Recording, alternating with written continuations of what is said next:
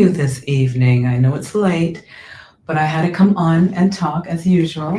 All right, so today is a introduction because it's going to be part one to one of my favorite topics. You know, I talk about this all the time, the orgasm. Your orgasm. Okay, so we know that we all want to achieve the famous orgasm when you're intimate with your partner, but some cannot achieve this. About 43% of women and 31% of men ages 18 to 60 cannot reach either sexual, desire of ejaculation in men or orgasm in women, and the men want to have an orgasm too. But the orgasm is different in terms of how it is achieved in men and women.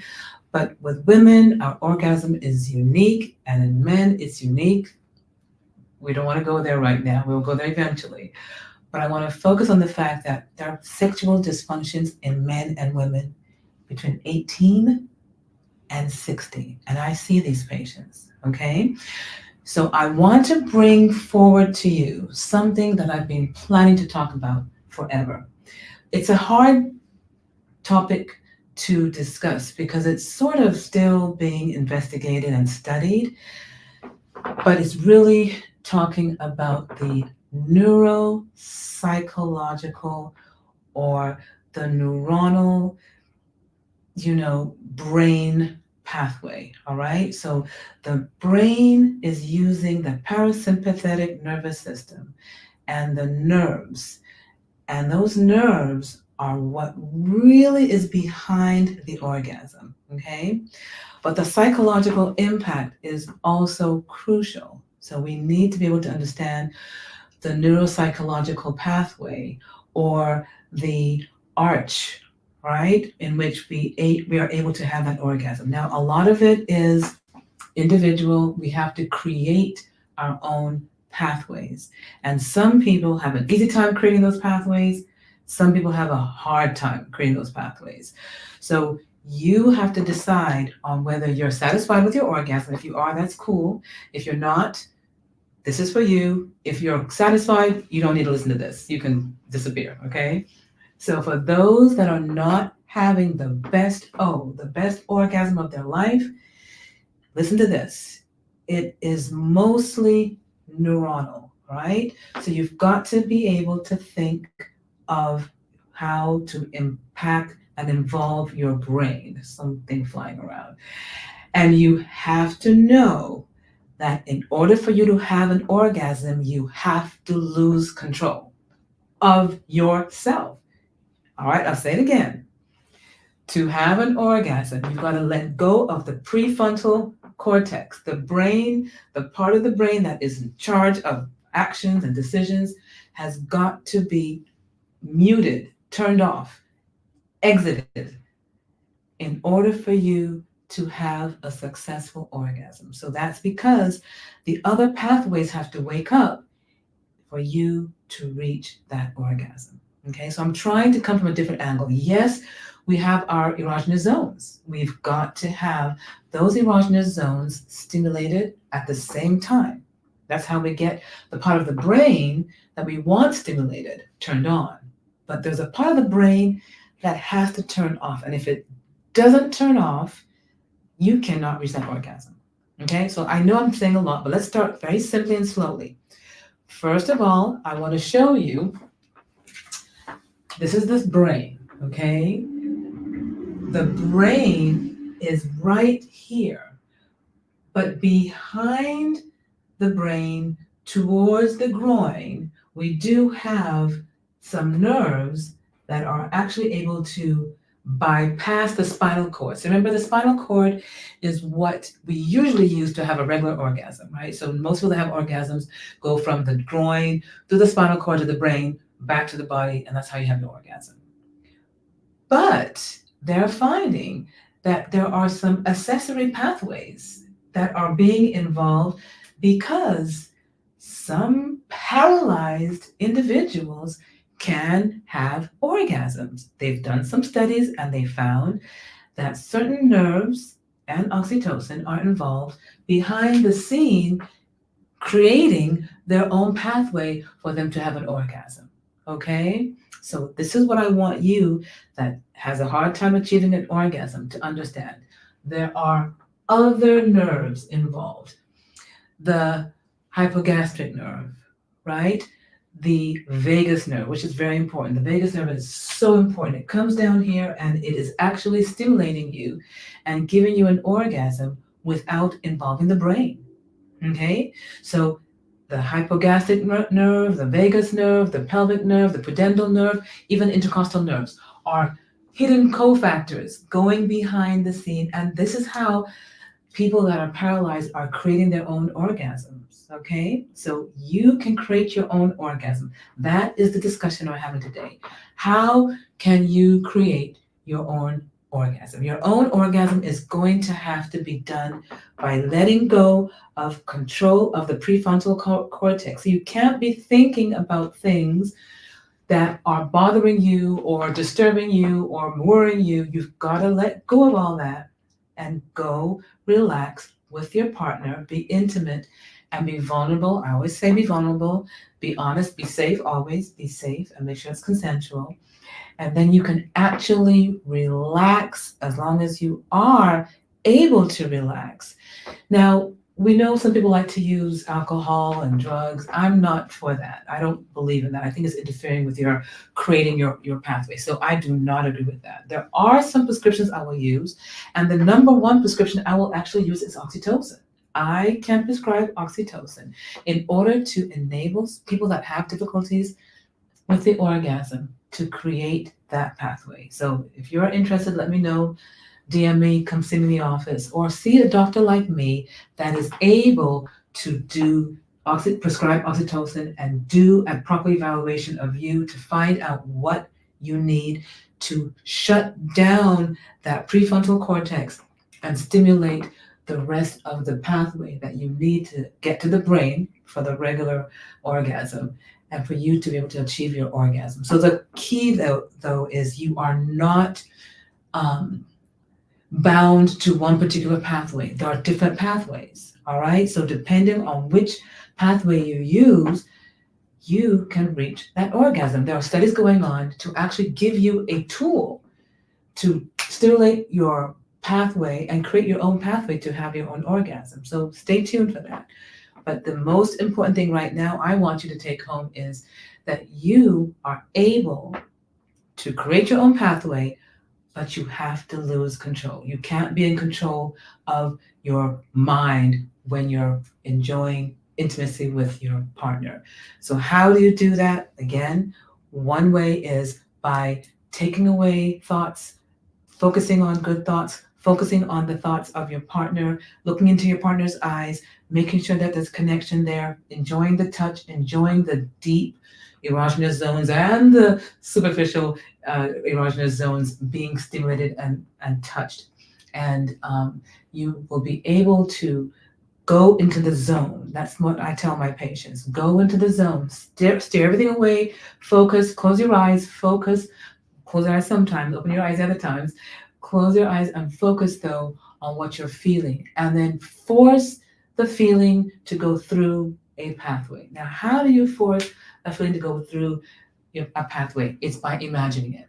Okay, so you're going to have to imagine the connection between the groin, the brain, and what you're feeling. So what you're feeling is really going to connect the dots. And to explain what you're feeling, it can be mental, it can be physical, right? It can be spiritual. Okay, so whatever you are feeling in terms of that going into the zone, you intensify it, you enhance it. And how do you do that? By hyper focusing on that. So you've got to internalize and know that whatever you are feeling, and each person's going to feel different things, you need to look at it and say, wow, this is interesting, and say, I want more, I want more, I want more. And then you're saying that within yourself, and you're now creating pathways, because this is how you're able to make sure that you reach an orgasm. Maybe not the first time. It might be this, few times before you can get it. Now, some people, it took a year to create the pathway.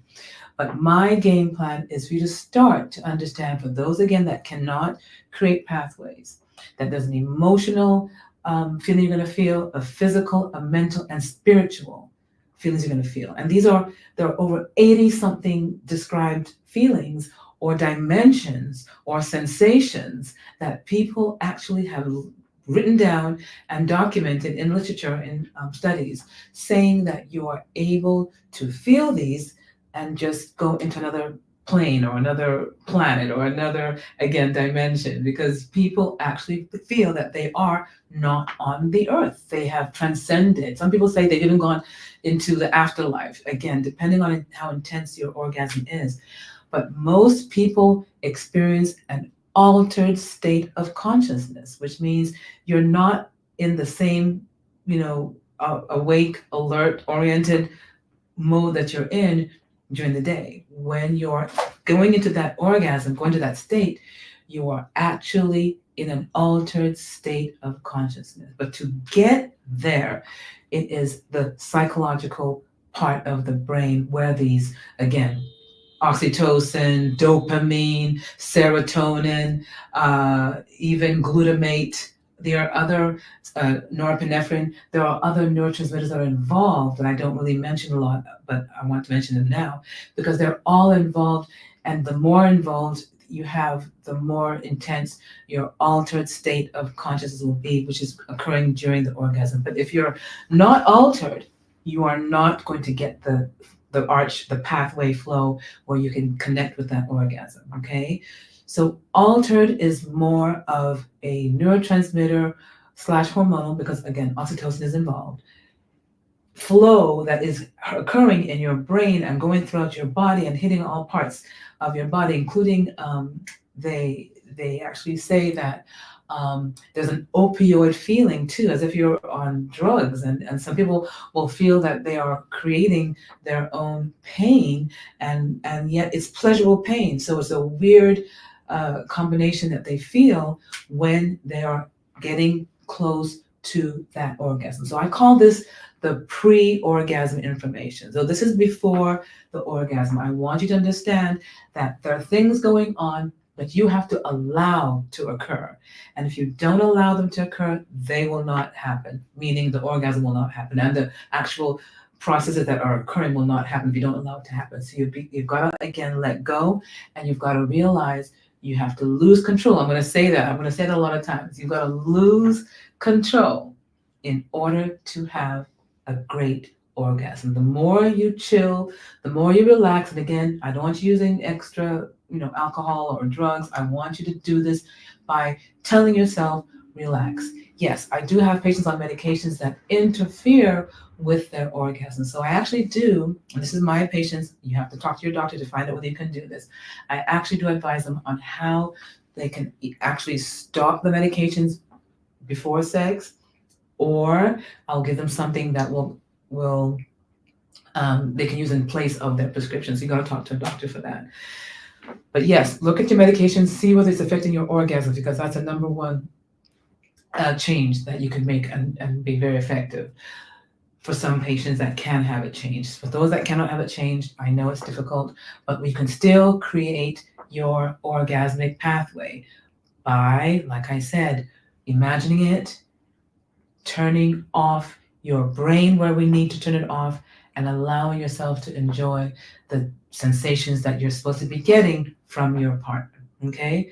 So I wanted to focus on that today, the pre-orgasmic sensation, the pre-orgasmic pathways that you've got to be aware of to get to that orgasm. Now, I'm going to also emphasize that your partner has to be stimulating the different parts of your body, but you can only know what to stimulate if you know what to stimulate. He can only know what to stimulate if you know what to stimulate. So you've got to tell your partner what to stimulate so that you can have that all added to create this pathway that I'm trying to talk about. So remember, the pathway is from behind the scene. We are not talking about the typical orgasm where you have the brain, the spinal cord, and the groin. We're talking about creating your own, which means we've got all these nerves and all these different neurotransmitters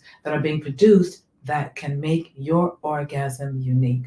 But you've got to know how to focus on your sensations and focus on pushing through the experience that you can actually create your pathway. And I know it's hard for me to explain it to you. I will try and do it again on my next part 2 talk, but I wanted to start off with this. You have to lose control in order for you to have an orgasm, all right? And if you're not sure what I mean, we're going to have another conversation on just how to lose control in order to have that orgasm, okay? So I think I'm going to keep this brief because I want it to be something that, it settles into your brain, it settles into your heart, it settles into your soul as to how you will now be able to move to the next phase of having the orgasm, okay? Now, I'm talking about the simple classic orgasm. We're not going into the expanded response, the sexual response. We're not going to that. We're talking about the simple orgasm for those that cannot. And even if you are having an orgasm and it's half an orgasm or it's a little bit of an orgasm and it goes away, I can help you by, discussing these things with you, having that same principle that I'm saying throughout this talk, that you have to lose control in order to have your orgasm. And again, having the stimulation and all that with your partner. And your partner does matter, but we know that we can get this also through masturbation, which I know that some people do and some people do not. But for me right now, I'm talking about with a partner because it's going to be easier if the partner is stimulating the deep erogenous zones and the superficial zones. Foreplay, that all has to be involved. But with the orgasm, right now, I want you to focus on being able to create it by imagining these stimulations and nerves going from the groin to the brain. Doesn't have to be through the spinal cord. It can be through any pathway. They say there are about 6 pathways, all right, involving oxytocin and the 4 nerves or 5 nerves that I mentioned. So it's more of what you imagine and what you think of during the sexual intercourse or intimacy that you are having. So avoid thinking about work and business and money and bills. Focus on enjoying the moment and having your arch pathway for the orgasm created. Again, it might not be the first time, might not be the second time, it might take a while, depending on how deep-seated or how difficult it is for you to let go and to enjoy each touch, okay? All right, guys, I'll see you tomorrow. I think we're going to talk tomorrow, and we'll talk about part 2, okay? All right, take care, have a good night, bye.